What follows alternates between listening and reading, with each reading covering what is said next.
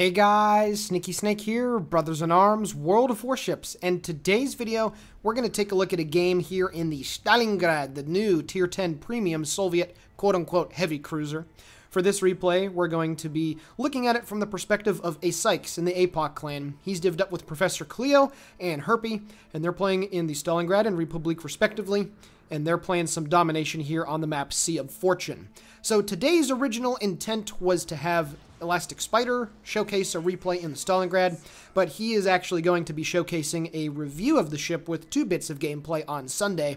And I didn't want to use this replay for the community replay series, even though, well, technically it is, but this is the Friday upload, which is usually cruiser gameplay from one of us 3, myself, Spider, or Puddin'. But I told Asikes that I wanted to use this replay and that I would do so.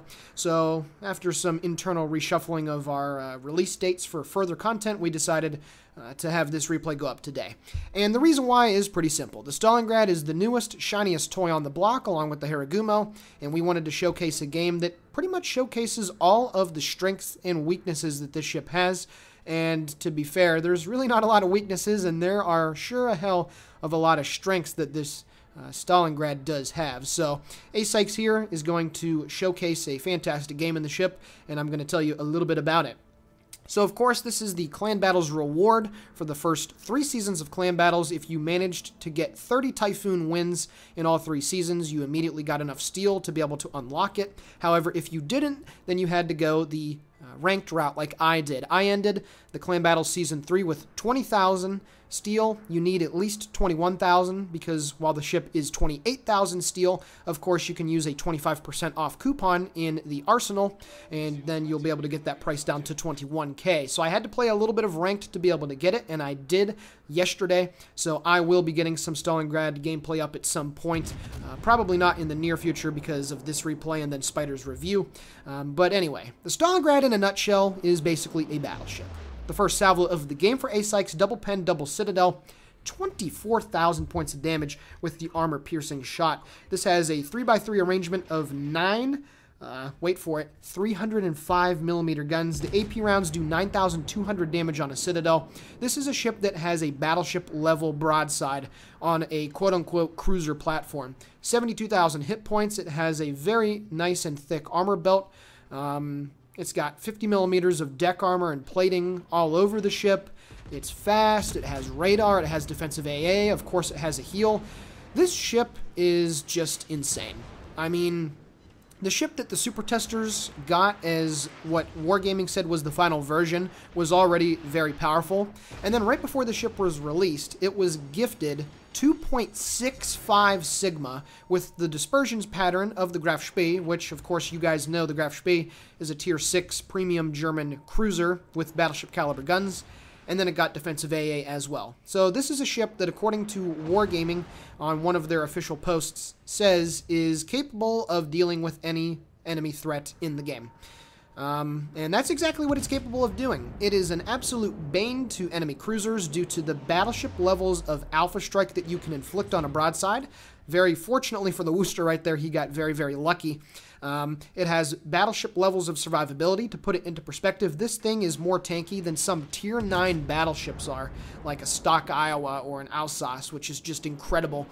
You can see the sheer size of this ship is just gargantuan as he gets another big-time salvo, the killing blow there on the Neptune. And you saw another broadside cruiser, instant penetration, instant devastation right there, as he's already up to about 50,000 points of damage and has done just a metric ton of damage to the couple of cruisers that he shot at. And this ship is, in my opinion, I haven't played it yet, but from all the replays that I've watched and all of the conversing that I've done with some of my higher skilled friends at the game, it seems to me that this ship is kind of like a Moskva that has even more accentuated strengths and even more accentuated weaknesses. The only 2 big downsides to the Stalingrad is that it turns like a truck, no pun intended, and it also is it has a very poor surface detectability rating, and of course that's something that you would expect with a ship of this size. Its surface detection range stock is 18.7 kilometers, which is just gargantuan. But this ship is not able to stealth up very nicely, and of course it does turn very, very slowly, and it does have a relatively large citadel. But we all know what the Moskva is very good at. It's that kind of bow-in radar playstyle where you get to those medium ranges to be able to use your radar every now and then, and you let your superior Soviet gun performance, shell performance, and armor win the day for you. The Stalingrad takes that to another level. You have about a 17-second reload with main battery modification 3 installed on this thing, and even though the reload is very slow, something that I tell people a lot is that just because that it has a slow reload, you know, DPM isn't everything when it comes to cruisers. Another great thing about the ship that you're going to see right here as he's shooting at the enemy Musashi out in front of him is that the fire chance on this ship's stock is 33%. So if you run both the flags and demolition expert, you can get that number to, what would it be, 37%, I believe, which is just crazy for a cruiser. And you're going to see it right here in this next little sequence over the next couple of minutes, just how potent this high explosive shot is. And also the alpha damage is fantastic, 4,500 damage with a full penetrating hit with your HE. You can see he gets one fire there. It appears on the midsection of the Musashi, and then the next couple salvos that go downrange are going to set more and more fires. And because of the high fire chance, the armor piercing shot is not just incredible, but it's also of course, the HE is very potent too. You know, and you see here, the way that Asikes is angled right now is perfect. He's at an angle that his bow is not going to be able to get overmatched by even Yamato or Musashi shells, depending on where they hit, as he gets another fire and 7,400 damage on the nose of that guy. But this ship is just immensely tanky when angled properly, and its guns also have better penetration. They have, instead of the normal 30-degree normalization that cruisers get, they get 25 degrees of normalization. So what this means is that if a ship is at a, say, 27-degree angle to you, you're still going to be able to overmatch the nose or any part of the armor that's weak, and you're going to be able to get some citadels and some great penetration damage. Whereas for something like Yamato, it has a 30-degree angle or 60-degree angle that it's able to start penetrating at. So this thing is able to get some surprising penetrations at cruisers that are angled nicely, and you're going to actually see an example of that later on when he shoots at an enemy Mogami. But you can see here, 2 more fires have been set on the Musashi after he already set a trio of fires on him the first time, and that battleship driver honestly played it very, very nicely. He waited until he had 3 fires before he decided to use his damage control, and he's got another 3 fires burning. So that's like, what, 6 fires set off of 7 salvos? That's just insane. And you can see that his damage has spiked quite considerably as he picks up the arsonist to about 130,000 points of damage. He still has a metric ton of HP to work with, and now he is moving on towards the area north of B. And again, this bow-in playstyle where you're angled nicely and you're kind of working at the edges of the map where the enemy team is just not able to get good flanking hits on you. That's the key to Stalingrad and Moskva gameplay. When you're able to put yourself in a spot where you're dealing large amounts of damage and conversely, the enemy team is not able to get a decent flanking opportunity at you, that is when this ship really kicks it into 5th gear and is able to do a lot. And right here, this Mogami is at a pretty decent angle, 22,000 points of damage with a double citadel and change. That is an absolutely monster hit right there. Again, battleship levels of alpha strike. It's crazy what these guns are able to do. And they also, of course, have excellent shell characteristics. You can see the accuracy on that salvo right there was just immaculate. It was impeccable. The shells as well just have insane muzzle velocity. You have 950 meters a second. These are extremely heavy shells that weigh 374 kilograms for the HE and 467 for the AP. You're like shooting mini semi-trucks with this, and it's just, these shells hit so darn hard, and the penetration, like I've mentioned before, and the alpha strike and all of that, it's arguably the best gun platform in the game. And I know that's a bold statement with ships like the Yamato in game, but I mean, the gunnery on this is quite considerably better than the rest of the ships. And the Hindenburg's got a pretty good gun platform. The Zhao has a great gun platform. The Moskva has a great gun platform. And we all know that the Moskva is capable of citadeling battleships at decent ranges. This thing just takes it up, like I said, to another dimension that, you know, with the Sigma and the accuracy and the tankiness and all of that, it's just, you knew that Wargaming was going to give the player base a very strong ship, because there's no reason anyone would suffer, and to use that term lightly, there's no reason anyone would suffer through 3 entire seasons of clan battles to get a ship that would, be objectively described as inferior, mediocre, or above average. We all knew that this ship was going to be good, and Wargaming kind of put themselves in a spot where it had to be good so that you could, soothe over the player base that spent so much time in clan battles unlocking this thing. And quite frankly, the early returns, statistically, on this ship are absolutely asinine. I'm sure Spider will mention it in his review on Sunday, but the kid is averaging 145,000 average damage in that ship, and it's not even at a Super Unicum level worth of damage. Some of the highest damaging players in the game right now are averaging a $160, a $170 average in this ship.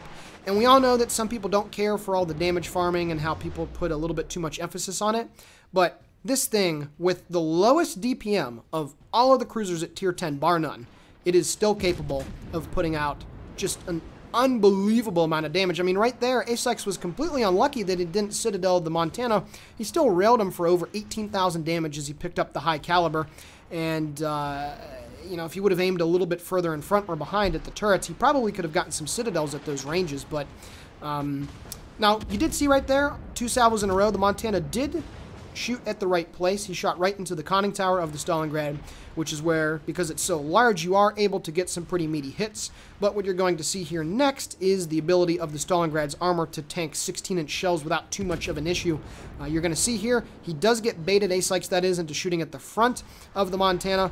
But now the Monty is going to shoot his 2 rear turrets at him with 6 guns in total. And here the shells come, da-doink, da-doink. And then the next salvo, da-doink. Most of the shells miss or bounce, and then the last one, only a couple hitting into the superstructure. But he didn't really take much damage there as he picks up his 4th kill of the game. And like I mentioned earlier, you saw how he was able to go around the quote-unquote outside of the battle space, keep his nose pointed towards all enemy threats, and just push on through and take care of the enemy team one by one by one. That is where the Stalingrad is just immensely powerful. And he didn't even have to deal with enemy destroyers, really. But of course, you have the radar to be able to do that. So, this is a ship that just is so powerful. And Asikes is a very good player. Don't get me wrong. He is a certified Super Unicum at this point in his World of Warships career. But this just looked easy. When I was recording this replay and watching it, it just looked so easy. I mean, I've lost track of the damage again. He's at a casual 220,000 damage almost with 4 kills, and he still has more than half of his effective hit points to be able to use. Granted, the game is going to end right here as he kills the Yamato to pick up the Kraken, but that was just some insane stuff. So what a game here by Asikes. Alrighty guys, taking a look now at the post-battle results. This is the only screenshot that he sent me, the personal score. But he still received 673,000 credits and 7.6k total experience. He picked up Arsonist, Kraken Unleashed, and High Caliber, dealing 220,000 points of damage off of 103 shell hits, sank 5 enemy ships, had 7 fires, 6 citadels, 20 secondary hits. This was a very casual game. I don't think at any point in time Asikes was worried about his survivability. I don't think at any point in time he was worried about his team getting, rolled over on the other flank. This was just a classic case of what the Stalingrad is so good at doing. It just rolls through the edge of the battle space, just getting monster alpha strikes with the AP, setting lots of fires with the HE. It's able to tank a lot of damage. You have to be really unlucky in the ship to take a big salvo when you're angled properly because of the 50mm deck armor that's all over the place. This is just a ship that can legitimately do anything and everything. A really good Zau or Hindenburg driver is going to be able to give this ship a bit of an issue. Obviously, it's not going to kill it very quickly, but it's going to be able to get some good long-range damage dealt. A good Yamato captain is still going to be able to get some big hits on one of these things. But of course, right now, the majority of the players and the player base that has this ship are all, really skilled, part of the best teams on the server. So, when you come across a Stalingrad, chances are the guy is going to know what he's doing. And this is just, I don't want to sit here and bash the ship. I mean, we all have it. Like I said earlier, I got it yesterday. I want to test it out and see how things go. But, I mean, this is a ship that just has redefined the meta overnight. Like, it's literally another battleship on the team with radar. So, man, it's blurring the line quite a bit between cruiser and battleship, and I wonder how much data Wargaming is going to need before they consider giving this thing any nerfs, which, granted, it is a premium. We know that they don't really nerf premiums, but I just don't see how they can leave this thing in the game as is. So we'll definitely see if they decide to change anything, but I doubt it. With that being said, Asikes, thanks, mate. Thanks for giving us this replay. Glad to showcase your amazing skill in the Stalingrad. Yeah, with that being said, guys, this is Noodle Boy for BIA World of Warships signing off. Please consider giving the video a like, sharing it with your friends, commenting on it. We're always happy to reply to your guys' comments on our YouTube channel, and have a great day.